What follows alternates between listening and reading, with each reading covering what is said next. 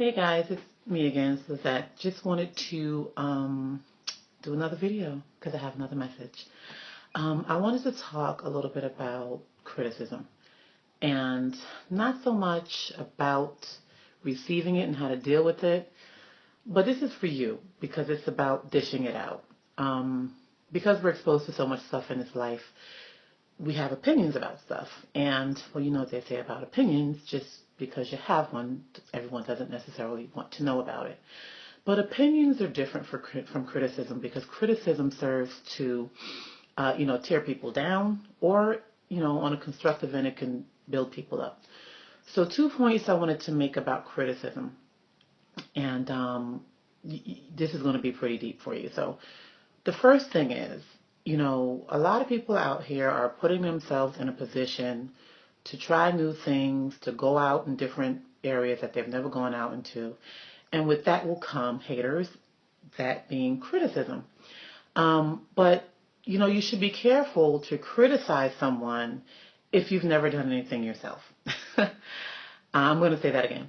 You should be careful not to criticize someone unless you've actually put yourself in a position to take a risk, to be vulnerable, and do something you've never done. Because with that will come criticism, but you can't criticize someone unless you've ever done it. And I thought about that after my video yesterday, after I thought about some of the points that I made, and I thought people might have something to say about it. But if you haven't done it, if you haven't put yourself out there, well, then you don't know what it's like to do that. And if you have, then great. You'll be able to do what I want to mention in point number 2, which is if you can't build somebody up with your criticism, then don't offer it. Be constructive, because, this great country was built on people putting themselves out there, taking chances, and just being entrepreneurs and doing something different. And with that came criticism. Any successful person will tell you that they've dealt with their share of criticism. But if you're going to criticize someone, and if you haven't done it, well, then try to build them up. When I left a job, I had a friend tell me, it's not that you weren't good, maybe that wasn't the right fit for you. And I appreciate that, because it was constructive. It really took me out of the fact of not being good enough. It just took, maybe you ought to give that another try in another venue. But my point is, if you're not going to try something, as I said yesterday, you're not going to fail. And when you try something, you're going to be criticized, especially if you've done things that people aren't familiar with it, they've never seen it done, or they've seen other people fail.